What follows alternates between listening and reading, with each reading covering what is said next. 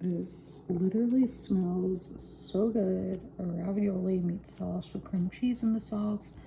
Can't wait to eat this.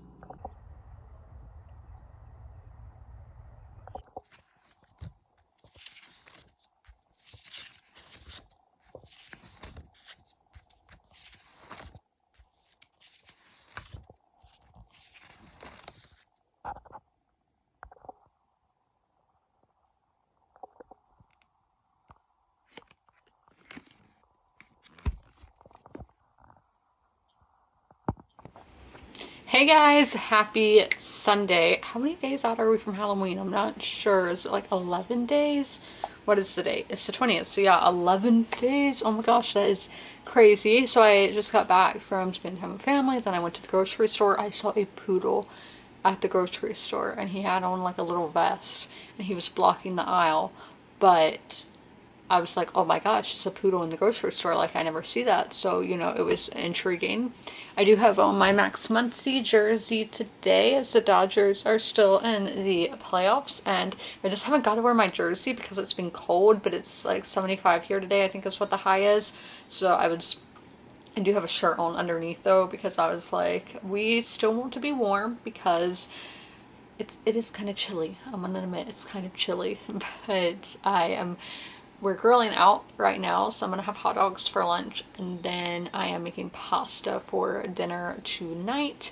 So we are getting all the food cooked. I am going to be starting a new book today, a new nonfiction. I thought this one would be perfect for the spooky season. This is A Mystery of Mysteries, The Death and Life of Edgar Allan Poe by Mark Davidzayak. Let's see what it's about here. So it is a moment shrouded in horror and mystery. Edgar Allan Poe died on October 7th, 1849, at just 40, in a painful, utterly bizarre manner that would not have been out of place in one of his own tales of terror. What was the cause of his untimely death, and what happened to him during the 3 missing days before he was found, delirious and in great distress, on the streets of Baltimore, wearing ill-fitting clothes that were not his own?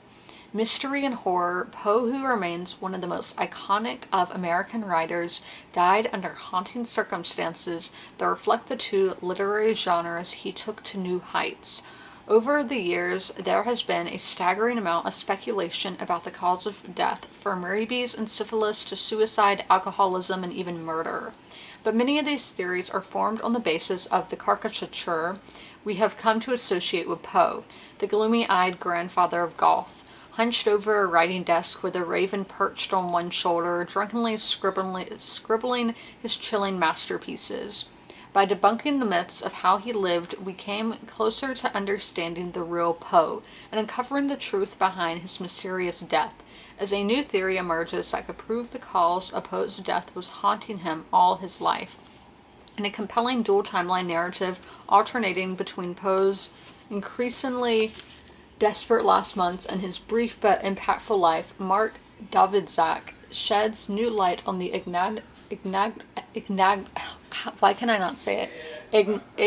Enigmatic master of macabre. So I'm going to be starting this now. I did switch to following along with the audiobook because some of these paragraphs were a little dense, so I was like, I might need a little help, and I do think that is going to benefit my reading experience. But I did read the first chapter physically and then I listened to it on the audiobook, and the rest I will listen to with the audiobook and while reading along. So our first chapter was really introducing us to the story. Literally some of the paragraphs I read you that were on the sleeves of the book were in the first chapter, which I thought was very odd. And I don't really like that, but I mean, that's not something that's going to hinder the reading experience, so I'm not going to remember that most likely. Knowing this memory, I probably will, but most people would not remember something like that, like in the long run. So we're really being introduced to this story, and when Edgar Allan Poe died, there was a lot of misinformation really put out there, and it was just thinking of celebrity death now, especially with what happened this week, seeing how people reacted to Liam Payne, how there was just a lot of talk about around a celebrity death, and there were a lot of like conspiracies and people talking poorly. I'm not saying with Liam Payne that happened. We're talking about Poe now. People talking poorly of him, and his enemies just getting a hold of this image and getting stuff out there before those close to him actually did. And that really, there's this whole myth around Poe. There's this whole aura around him, because I think of when I was in Brunswick, Georgia, and back in the summer, I went to Books-A-Million. I had not been to a Books-A-Million in a really long time. And in the horror section, there was just like a whole bookcase of stuff, like knickknacks, of just stuff about Edgar Allan Poe.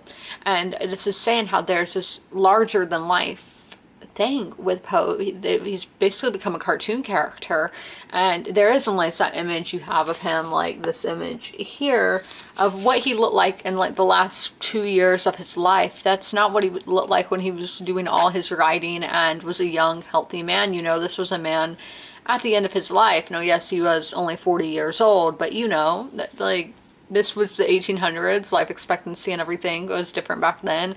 Health was very different than it is now. So he was just a very bloated and looked like sunken features. And so there's that cartoon image. And a lot of when they talk about, they talk about once you hit 7th grade, how Poe becomes something everybody knows about, and like he is like the American writer. Is by some people would think that Poe wanted to be like Byron, but they're like, nobody reads Byron. They only read Byron when they're studying English in college, but everybody reads Poe. And that's crazy to think about, that he became something larger than what he aspired to be. But how there's this whole image around Poe that he was like this really depressed and gloomy figure, but it's the opposite. He had a good sense of humor. He was the life of a party. He would do like flute duets with his wife at parties, and so this book I think is really going to dissect of who Poe really was, rather than the myth that is around him. He's like this American legend in a way. And I had never really thought of this. I never thought of who Poe really was as a person. Yeah, I thought of those pictures we see of him with the mustache and just really like gloomy and gothic looking. And then just the way his death is so mysterious when he was writing horror, and horror was not the only thing that he was writing. So people are like, they wonder what he would think about being remembered mainly for his horror. But so he was writing like horror, you know, this mysterious stuff. And for him to go out the way that he did, I think if that happened today, people would be like, he's not really dead, like he didn't really die. Like, I think there would be a lot of conspiracy that this was some big PR move or something. But we'll just have to see what people at the time were thinking. So that was all of the first chapter. Okay, the camera might be a little crooked, so my apologies if it is. But I read a third of the book, a little over that. So yeah, I read 100 pages. Did not expect to read that much, but I was really just crafting. Yeah, let me show y'all what I made. So this is like a Rubik's Cube. I showed it at the start. The box that came in from Target.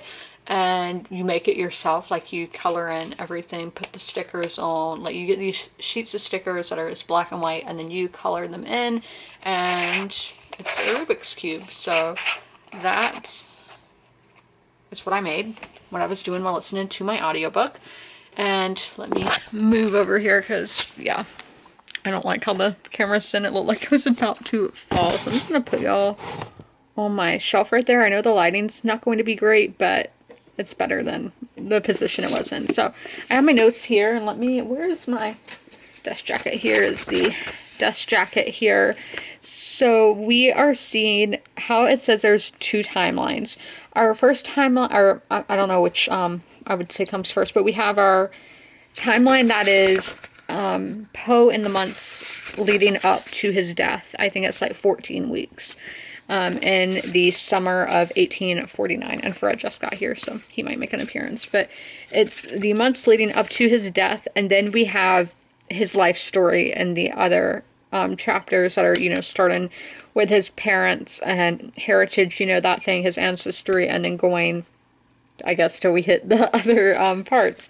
So in the parts that are in 1849 leading up to his death, there were definitely like vast mood swings, and apparently he had mood swings throughout his whole life. I think that's kind of what's the word?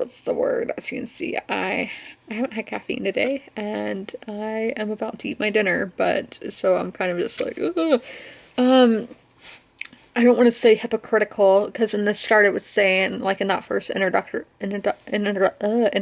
chapter, it was like he was fine. I know it's like he had vast mood swings his whole life, and I'm like, okay, but like in the months leading up to his death, it was like really crazy, where it was like he was drunk, and but they weren't sure if he was really drunk, and like it was just really confusing. The people around him were really confused of what was up with him, because it wasn't the Edgar Allan Poe that they knew. He was acting completely different.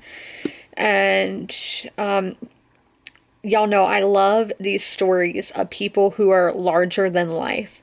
The Library Book by Susan Orlean, we see this with Harry. Is Peake the last name? And oh my gosh, my sticky note just went crazy. These people who make fake stories about themselves. So this compared it to, because Edgar Allan Poe, both his parents were actors, and I would love a book on like actors of the 19th century. I find it really fascinating. But okay, so and later on, go like 100 years in the future, in like the 1920s and 30s, and like the golden age of Hollywood, these studios were making up fake lives for these people, like saying, like if you think Evelyn Hugo, she was like a Cuban woman and all this, but they were like, she's white, blonde hair, all of that. So Evelyn Hugo's fictional, but that in that book. And so like they make up these fake stories, like these really grand stories, rather than what their real lives are. And Edgar Allan Poe, he was doing that.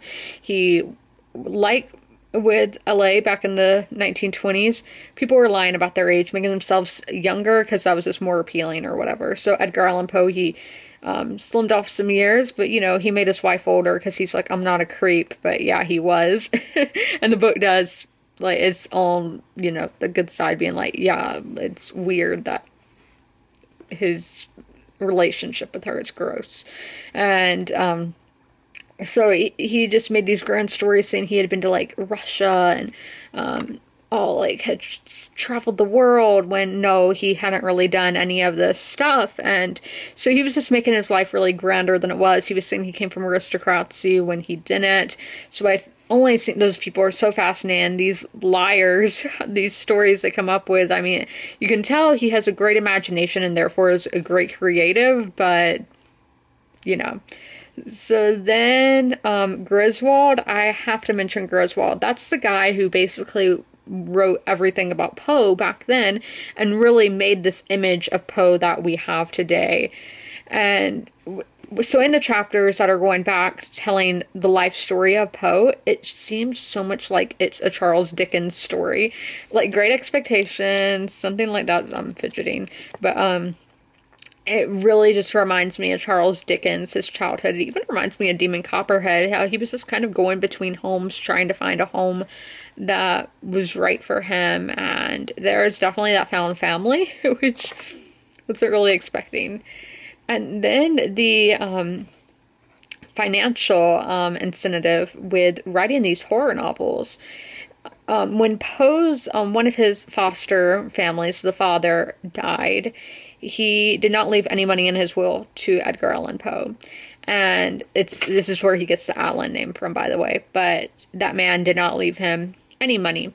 So that's, Poe thought he would make more money writing horror, writing these gothic, creepy stories. When if he would have got that money, he probably would have been a gentleman poet, where he was writing like essays and, you know, not the Poe that we know today. So if he got that money, what would his life be like? It's really interesting, just as what ifs, what path that somebody can go down is really intriguing. So I do like this, but I would say it's more of a 3-star. I'm just not fully gripped. I'm not loving it. I don't necessarily think it's bad, but there's some things where it's a little much when it's talking about like, this person said this, and they were a professor at the College of Charleston in South Carolina, like blah, blah, blah. I'm like, we don't need to know all of that. You can have a list of notes on the back or something.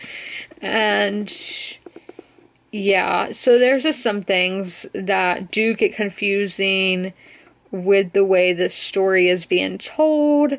So I don't know yet, but I would say this is just around a 3-star at the moment. But I'm going to be ending the vlog here. I do have my baseball game in about 30 minutes. So who knows? Will my team be going to the World Series? I don't know. We'll have to see in tomorrow's vlog.